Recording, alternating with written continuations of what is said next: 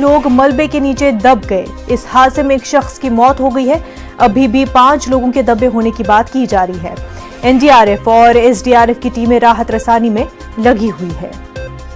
कर्नाटक में आज से 10वीं जमात के इम्तिहानात का आगाज होने जा रहा है। सुबह 10:30 बजे से दोपहर 1:30 बजे तक इम्तिहान मुनक्किद होगा। रियासत के तकरीबन 8,76,000 तलबा इम्तिहान में हिस्सा लेंगे। कोरोना की वबा के पेश नजर कोरोना गाइडलाइन को फॉलो करते हुए रियासत भर में 4,884 इम्तिहानी मराकज कायम किए गए हैं। वहीं इस्लाम के 5वें रुकन हज के मनासिक का आगाज हो गया है। आज वकूफ़े अरफा है। यौम अरफा को हज का अहम सतून तस्वुर किया जाता है। कोरोना की वबा के पेश नजर इस साल सिर्फ 60,000 मुकम्मल वैक्सीनेटेड शहरियों और रिहायशियों को हज की इजाजत दी गई है। इसके अलावा और भी कई खबरें शामिल हैं आज की ताजा खबर में। जम्मू कश्मीर से इस वक्त एक बड़ी खबर सामने आई है। शोपियां एनकाउंटर में एक लश्कर कमांडर समेत 2 मिलिटेंट हलाक। लश्कर कमांडर की शिनाख्त इशफाक डार उर्फ अबू अकरम के तौर पर की गई है। दूसरे मिलिटेंट की शिनाख्त माजिद इकबाल के तौर पर की गई है। 2017 से जम्मू कश्मीर में सरगर्म था। कई दहशतगर्दाना कार्रवाइयों में मुलव्विस था। सिक्योरिटी फोर्सेस और आम शहरियों पर हमलों में मुलव्विस था। दिलबाग सिंह का बयान आपको बता दें, काफी अहम खबर जम्मू कश्मीर से आपको बता रहे हैं। डीजीपी जम्मू कश्मीर दिलबाग सिंह इस वक्त हमारे साथ जुड़ चुके हैं। खैर मकदम है आपका। शोपियां एनकाउंटर में काफी बड़ी कामयाबी सिक्योरिटी फोर्सेस को मिली है। जी बिल्कुल सही बात है, बहुत शुक्रिया आपका। इस वक्त अमन की बहाली के लिए जो हमारे ऑपरेशन चल रहे हैं, जिसमें पुलिस और बाकी फोर्सेस सब शामिल हैं जी, उसी के सिलसिले में पिछली रात एक बहुत कामयाब ऑपरेशन शोपियां जिला में हुआ।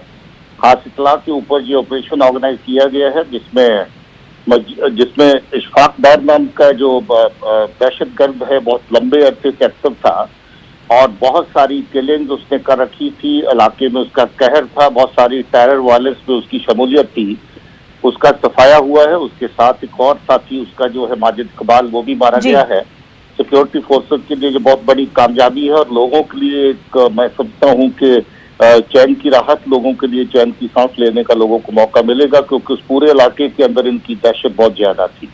जी दिलबाग सिंह जी, हम कुछ अरसे से देख रहे हैं कि लगातार जो है कश्मीर में एनकाउंटर्स के जो तादाद बढ़ रही है, लगातार एनकाउंटर्स हो रहे हैं और सिक्योरिटी फोर्सेस को उसमें काफी कामयाबी भी मिल रही है।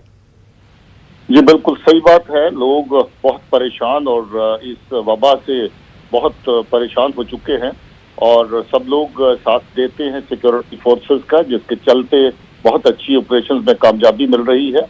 हाल ही में बहुत सारे बड़े कमांडर जो हैं लश्कर तौबा के, जैश ए मोहम्मद के, हिजबुल मुजाहिदीन के मारे जा चुके हैं। जी, शोपियां में ये बहुत बड़ा कमांडर काफी अरसे से एक्टिव था और इसका भी सफाया हुआ है। मैं समझता हूँ कि इसमें जम्मू कश्मीर पुलिस और बाकी सिक्योरिटी फोर्स जो उनको शाबाशी के हकदार हैं और इसके साथ ही आवाम जो हमारे ऑपरेशंस में हमारी मदद कर रहे हैं, उनको भी हम लोग अपनी तरफ से शुक्रिया कहना चाहते हैं।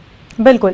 तो दिलबाग सिंह, जिस तरह से एनकाउंटर हो रहे हैं, कार्रवाइयां हो रही है मिलिटेंट्स के अगेंस्ट, क्या यही वजह है कि पाकिस्तान की जानिब से हम देख रहे हैं कि लगातार जम्मू में ड्रोन देखा जा रहा है? क्या बौखलाहट का शिकार हो रहा है पाकिस्तान? जी, ड्रोन का इस्तेमाल पिछले कुछ अरसे से काफी ज्यादा केसेस में हुआ है और हाल ही में जो एयरफील्ड जम्मू में जो ड्रोन के जरिए से अटैक हुआ, वो बड़ी काबिल मजम्मत और बड़ी गलत बात है। हम लोग हर केस को बड़ा संजीदगी से ले रहे हैं। पहले के जितने भी ड्रोन के ड्रॉपिंग के इंसिडेंट हुए, जिसमें हथियार, नारकोटिक्स और एक्सप्लोजिव मटेरियल और रेडीमेड आईडीज को भेजा गया, उन बहुत सारे केसेस को भी वर्कआउट कर लिया गया है। हमें उम्मीद है कि ये जो ड्रोन का सिलसिला शुरू हुआ है, इसको भी अच्छे तरीके से हम लोग निपटने में कामयाब रहेंगे। हम लोग काफी काउंटर मेजर्स ले चुके हैं और बाकी ये बात सही है कि हताशा जो इन एजेंसियों की जो इस तरह की कार्रवाइयों को तेज करने की कोशिश करते हैं, मगर उनको विसफल कर दिया जाता है, उनको नाकाम कर दिया जाता है, उसके चलते हताशा का होना जाहिर है, मगर हमारी कार्रवाइयां, हमारे एक्शन जारी रहेंगे। बिल्कुल। सिंह साहब, जिस तरह से लगातार सिक्योरिटी फोर्सेस के ऑपरेशंस हो रहे हैं, तो क्या माना जाए कि कश्मीर में जो मिलिटेंट सरगर्मियां हैं उसमें किस हद तक कमी देखने को मिली है? देखिए, मिलिटेंट सरगर्मियां पिछले अगर 2 साल के मुकाबले में देखें तो बहुत बड़ी गिरावट, बहुत ज्यादा कमी उनमें नजर आई है। जी। इसके बावजूद भी अभी काफी काम करना और बाकी है, क्योंकि अभी लोगों को जो वो एक तरह का माहौल होना चाहिए उनके लिए कि बिल्कुल इनके डर और इनके खौफ के बगैर आगे पीछे चल सकें, उस तरह का माहौल बनाने के लिए और काम करना जरूरी है। मगर ओवरऑल अगर देखें तो जो जहां पर दहशतगर्दी का ग्राफ है वो पहले के मुकाबले में बहुत नीचे आया है और उसमें उम्मीद है कि और ज्यादा गिरावट और ज्यादा कमी आने वाले टाइम में देखने को मिलेगी। बिल्कुल सिंह साहब, वहीं ये बातें भी सामने आ रही थी कि जो मिलिटेंट ऑर्गेनाइजेशंस है वो रिक्रूटमेंट कर रही हैं इंटरनेट के जरिए, सोशल साइट्स के जरिए, क्या उसमें भी कमी देखने को मिल रही है? जी, उसमें भी काफी तरह की कार्रवाइयां हमारी तरफ से चल रही हैं और हाल फिलहाल में जो अलग अलग तरह की जो वर्चुअल एंटिटीज के ऊपर काम करते हैं, लोगों को वर्गलाने का, नौजवानों को साथ मिलाने का, जी, उस पर काफी ज्यादा काम हुआ है और पुलिस और सिक्योरिटी फोर्सेस उस तरफ भी काफी अच्छी कामयाबी हासिल कर रही है। जी। बहुत सारे नौजवान बच्चे जिनको वर्गलाया गया मगर वो मिलिटेंसी ज्वाइन करने से पहले वापस लौट करके घर वालों के साथ मिल गए, उनकी तादाद काफी बड़ी है।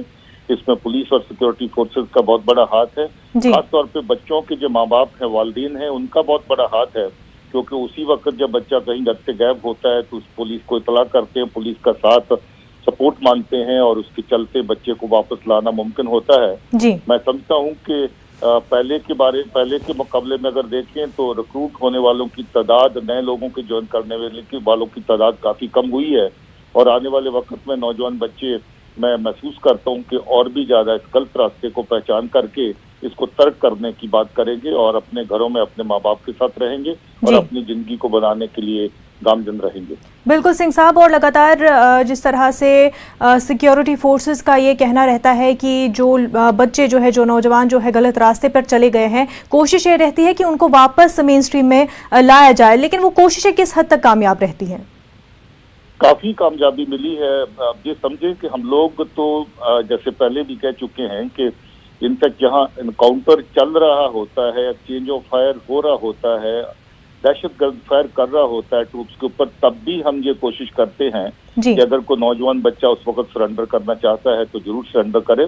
इसमें बहुत बड़ी कामयाबी पिछले साल भी हमें मिली। 1 दर्जन के करीब चलते हुए इनकाउंटर में से जो बच्चे ज्वाइन कर गए थे, अपनी जान को बचाने के लिए, अपने माँ बाप के पास लौटने के लिए तैयार हुए। जी। इस साल भी जो इनकाउंटर हुए उसमें भी कुछ लोग इस तरीके से लाइव इनकाउंटर के दौरान सरेंडर किए हैं। और जैसा मैंने कहा कि जो बच्चे उस राह पे चलते चलते पकड़े गए, फिर वापस लाए गए, माँ बाप के साथ यूनाइट किए गए और वो नॉर्मल जिंदगी अपनी फिर से बिता रहे हैं। तो मुझे लगता है कि ये सिलसिला बराबर जारी रहेगा। आतंकी को मारने से ही आतंक खत्म नहीं होगा, दहशतगर्द को मार देने से दहशतगर्दी खत्म नहीं होगी, बल्कि नौजवान को सही रास्ते पे चलने की ताकीद उसमें सोसाइटी की तरफ से, उसमें घर वालों की तरफ से, समाज की तरफ से पहल करनी बराबर जो है वो जरूरी है। मुझे लगता है कि उस सिलसिले में, उस जमन में भी काफी कार्रवाई हो रही है और उस कार्रवाई को भी और तेज करने की जरूरत रहेगी। बिल्कुल दिलबाग सिंह साहब, आपका बेहद शुक्रिया हमारे साथ बात करने के लिए। आगे बढ़ते हैं। आज से पार्लियामेंट का मॉनसून इजलास शुरू होने जा रहा है और ये इजलास 13 अगस्त तक चलेगा। मॉनसून इजलास में कई अहम बिल पेश होने हैं, वहीं ओपोजिशन जमातों के तेवर सख्त नजर आ रहे हैं। ओपोजिशन जमातें महंगाई, पेट्रोल डीजल की बढ़ती कीमत, कोरोना से हुई अमवात, किसान तहरीक जैसे मामलों को लेकर सरकार को घेरने की तैयारी में है। ऐसे में इजलास के हंगामेदार होने के आसार है। हालांकि इतवार को हुई कुल जमाती मीटिंग में वज़ीर-ए-आज़म ने यकीन दहानी कराई है कि सरकार इजलास के दौरान मानाखेज बहस के लिए तैयार है। वज़ीर पार्लिमानी उमूर प्रहलाद जोशी ने बताया कि इजलास के दौरान जुमला 31 बिल पेश किए जाएंगे, जिनमें 2 का ताल्लुक फाइनेंस से होगा। दिल्ली से हमारे नुमाइंदे विनीत हमारे साथ जुड़ चुके हैं। विनीत, मॉनसून इजलास शुरू होने जा रहा है, ऐसे में कई बिल पेश होंगे और उनमें से कई बिल काफी इम्पोर्टेंट भी माने जा रहे हैं, फाइनेंस से भी जुड़े हुए हैं। आज ये निश्चित तौर पर मैं आपको बताना चाहूंगा मुनज़्ज़ा कि आज से पार्लियामेंट का जो मानसून सत्र है वो शुरू हो रहा है, काफी महत्वपूर्ण है क्योंकि एक तो कोरोना प्रोटोकॉल का पालन करते हुए ये सत्र शुरू हो रहा है और साथ ही साथ इस सत्र में जब हमने विपक्षी पार्टियों से बात की तब उनका साफ तौर पर कहना था कि वो कोरोना से जुड़े हुए मुद्दे उठाएंगे, साथ ही साथ किसानों से जुड़े हुए मुद्दे को उठाएंगे, क्योंकि जिस तरह से अब हम देख रहे हैं कि पंजाब के जो लोगों से हमने बात की, पंजाब के सांसदों से बात की, चाहे वो हरसिमरत कौर बादल हो या भगवंत मान हो, उनका साफ तौर पर कहना था कि किसानों का जो मुद्दा है वो काफी महत्वपूर्ण हो जाता है और उसको भी वो भी यहाँ पर वो उठाएंगे। मैं आपको बताना चाहूंगा कि इसके साथ ही साथ जब हमने सरकार के मंत्रियों से बात की तब उनका साफ तौर पर कहना था कि उनकी पूरी तरह से कोशिश रहेगी कि अधिक से अधिक काम हो। लोकसभा अध्यक्ष ने भी जब ऑल पार्टी मीटिंग बुलाई थी तब उनका कहना था कि वो भी चाहेंगे कि अधिक से अधिक काम हो, जैसा कि पिछले सत्र में हुआ था। लगभग 122% में जो काम है वो लोकसभा में हुआ था, तो वो चाहते हैं कि अधिक से अधिक काम हो ताकि अधिक से अधिक मुद्दों पर चर्चा की जा सके, साथ ही साथ जो विधायी कार्य है वो अधिक से अधिक निपटाया जा सके। इसके साथ ही साथ जब हमने विपक्ष के कई नेताओं से पूछा था तब उन्होंने साफ तौर पर कहा था कि वो चाहेंगे कि उनके मुद्दे जो है वो उठाए जाए और अगर वो नहीं उठाए जाते तो निश्चित तौर पर सदन में शोर होने की संभावना है। लेकिन जो है वो इस तैयारी में भी है कि सरकार को घेरा जाए, ऐसे में इजलास का हंगामा खेज होने के आसार है। विनीत, बेहद शुक्रिया। आगे बढ़ते हैं। मुल्क के तिजारती दारुल हुकूमत मुंबई में हुई मूसलाधार बारिश की वजह से अब तक 32 लोगों की मौत हो चुकी है। तेज बारिश की वजह से कई मकानात मुनहदम हो गए हैं। आम जिंदगी बुरी तरह मुतासिर हुई है। कई इलाके ज़ेर-ए-आब आ गए हैं। वज़ीर-ए-आज़म और सदर जमहूरिया ने गहरे दुख का इजहार किया है। बारिश की वजह से हलाक होने वालों को मरकज की जानिब से फीकस 2 लाख रुपए, जबकि रियासती हुकूमत की जानिब से फीकस 5 लाख रुपए मुआवजा देने का ऐलान हुआ है। चीफ मिनिस्टर महाराष्ट्र उद्धव ठाकरे ने कहा कि बारिश की वजह से भारी नुकसान हुआ है। तमाम जख्मियों का मुफ्त में इलाज होगा। नशीबी इलाकों से पानी निकालने का इंतजाम किया है। हमारे नुमाइंदे वसीम हमारे साथ बराह रास्त जुड़ चुके हैं। वसीम, मुंबई में बारिश ने कहर बर्पा किया हुआ है।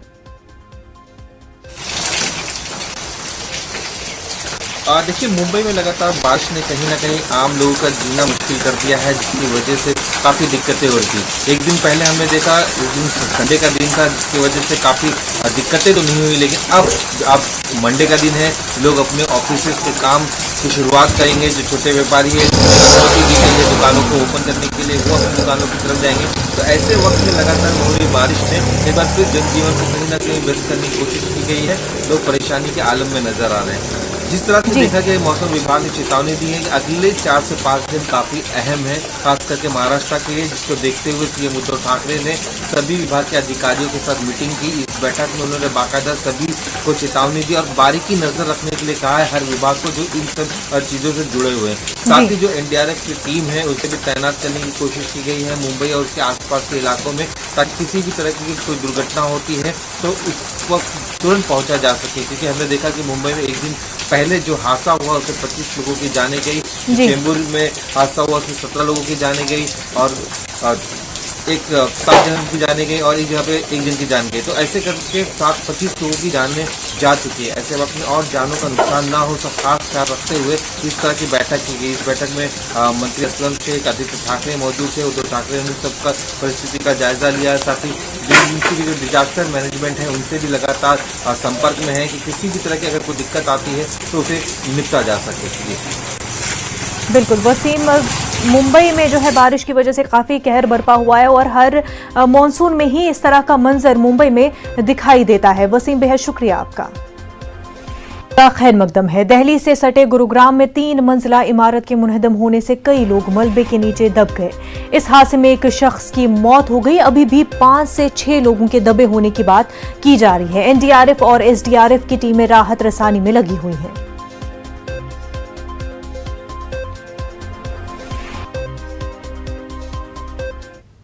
बिल्डिंग है कोई और वो एकदम से उसका एक पिलर गिरा, उसके बाद लगातार सारे पिलर गिर के और वो ढह गई है। यहाँ गार्ड्स की इंफॉर्मेशन के मुताबिक तो बता रहे हैं 4-5 है, लेकिन अभी काम जारी है, उसके अनुसार आगे पता लगा। प्रिलिमिनरी रिपोर्ट्स ये कहती हैं कि लगभग 4 या 5 ही व्यक्ति अंदर थे। हालांकि जो सही संख्या है वो तो पूरे रबल को क्लियर करने के बाद ही सही स्थिति का पता चल पाएगा। एक उसमें से रेस्क्यू किए जा चुके हैं जो अस्पताल पहुँच गए हैं, एक अभी निकाले गए हैं, ये जो बताया गया है कि एक्सपायर हो गए हैं। 2 का अंदेशा अभी ये है कि अंदर ट्रैप्ड हैं और एक व्यक्ति जो अंदर थे और बच के बाहर निकल सके, उनको अभी एनडीआरएफ की टीम ने अपने साथ रखा हुआ। कर्नाटक में आज से 10वीं जमात के इम्तहानात का आगाज होने जा रहा है। सुबह 10:30 बजे से दोपहर 1:30 बजे तक इम्तहान मुनक्किद होगा। रियासत की तकरीबन 8,76,000 तुलबा इम्तहान में हिस्सा लेंगे। कोरोना की वबा के पेश नजर कोरोना गाइडलाइन को फॉलो करते हुए रियासत भर में 4,884 इम्तहानी मराकज़ कायम किए गए हैं। इस बार इम्तहान 6 दिन के बजाय सिर्फ 2 दिन में मुकम्मल हो जाएगा। 19 और 22 जुलाई सिर्फ 2 दिन इम्तहान मुनक्किद होगा।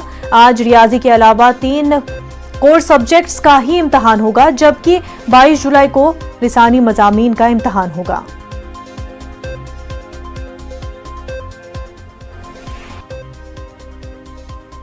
कर्नाटक के रायचूर में मकामी मिली और समाजी तंजीमों के लीडरों ने तेलंगाना रियासत की तरह ईदगाहों में नमाज ईद की इजाजत देने का हुकूमत से मुतालबा किया है। रायचूर नव निर्माण संघ के लीडर सिराज अहमद जाफरी ने कहा कि मसाजिद से ज्यादा ईदगाहों में कोविड गाइडलाइंस की मौसर अमलावरी हो सकती है। सिराज अहमद जाफरी और AM कादरी ने ईद के दौरान कोविड गाइडलाइंस की पाबंदी करने और कुर्बानी के दौरान साफ सफाई का खुसूसी ख्याल रखने की मिल्लत इस्लामिया से अपील की है।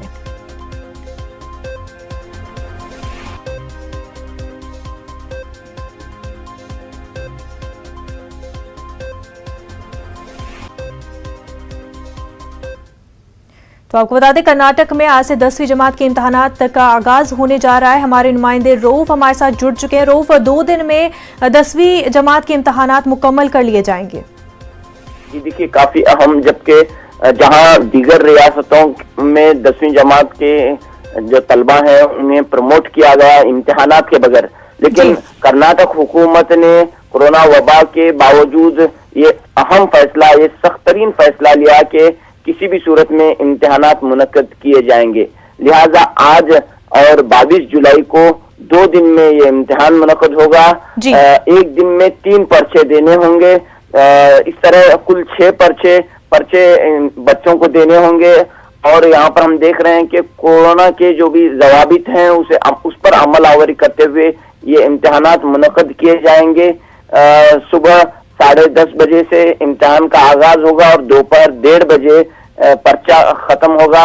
यहाँ पर OMR शीट के तहत ये इम्तिहान होगा, यानी कि यस और नो क्वेश्चंस, जो आंसर शीट वहीं पर दी जाएगी, जिस पर बच्चों को बस टिक करना है, सवाल को सही से पढ़ना है, उसके बाद उसका जवाब और उसका जवाब उसे वहीं पर देना है।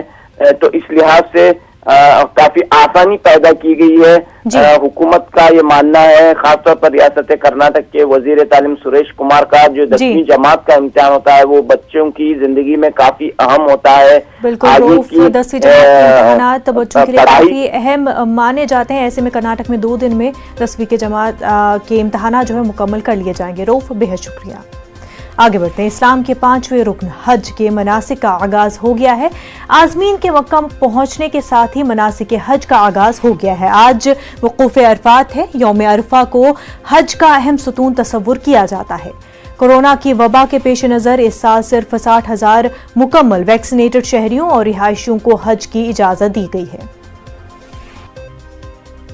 हमारे साथ हमारे नुमाइंदे मेहताब आलम जुड़ चुके हैं। मेहताब, आज मनासिक हज है और माफ़ कीजिएगा, मनासिक हज का जो है शुरुआत हो चुके हैं और आज वकूफ अरफात है। मुनज़्ज़ा ये सादत अल्लाह ने अपने उन बरगुज़िदा बंदों को दी है जो उसके बड़े महबूब हैं। कोरोना के वायरस के कहर में जहाँ गुज़िश्ता साल पे जो है महदूद तादाद में लोगों को हज का मौका मिला था, कामयाबी के बाद इस साल 60,000 आदमी ने हज को सऊदी हुकूमत ने जो है ये मौका फराहम किया है। मनासिक हज का आगाज जो है हो चुका है और इसकी अगर बात करें तो मस्जिदुल हराम में एहतियाती तदाबीर के साथ तवाफ़ कुदूम अदा करने के बाद आदमीन जो है काफिले की शक्ल में मना पहुंच चुके हैं। वहां पर इबादत में वो मसरूफ है। यहाँ पर जो है मना में जो है असर, जोहर, असर, मगरिब, इशा और फिर जो है पीर की नमाज जो है यहाँ पर अदा करके आज यहाँ से काफिला जो है अरफात के लिए, मैदान अरफात के लिए रवाना होगा। अरफात इनका जो इसको हज का रुकन आदम वकूफ अरफा कहते हैं। और यहाँ पे मैं बताता चलूं कि जो है सबसे बड़ी बात कि इस साल मना में जो हुज्जाज के लिए जो रिहाइश का इंतजाम किया गया उसमें एक टावर और 71 खुसूसी कैंप का इस्तेमाल किया गया है। टावर में जो है 5,000 आदमी है, जबकि खेमों में 55,000 हुज्जाज के कयाम का इंतजाम किया गया है।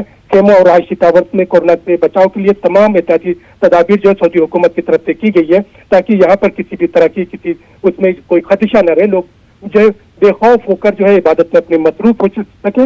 मैदान अरफात में जो है 60,000 हुज्जाज को ठहराने के लिए खेमे जो है नस्ब किया गया है, बिजली की वारी का पूरा इंतजाम किया गया है। और ये बताते चले कि मैदान अरफात में इस साल जो है जो खेमे लगाए गए हैं उसका रकबा 3 लाख मुरब्बा मीटर है, यानी हर हाजी के लिए 5 मीटर की जगह मुख्तस की गई है।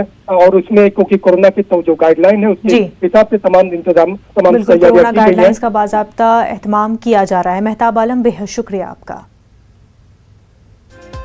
अफगानिस्तान में मारे गए हिंदुस्तानी सहाफ़ी दानिश सिद्दीकी जामिया मिलिया इस्लामिया के कब्रिस्तान में बीती शब सुपुर्द खाक किए गए।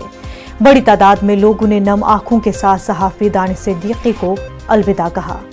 आइए एक नजर डालते हैं दानिश सिद्दीकी की जिंदगी और सहाफती करियर पर। साथ थे दानिश, हमारी स्कूलिंग में साथ थे और बाइक टूरिंग के लिए भी हम लोग साथ जाते थे। एक पैशन था उनके अंदर, एक जुनून था कि यूनिक चीज़ें कैप्चर करना।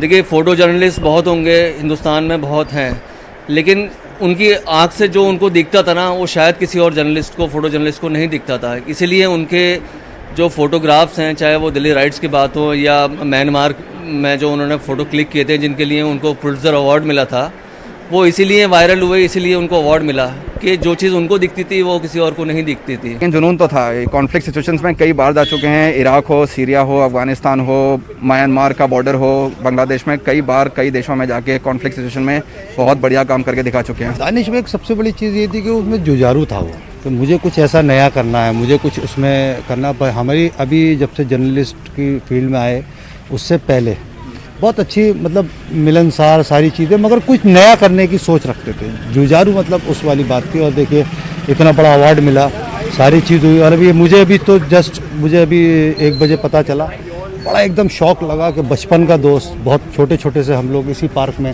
सब खेल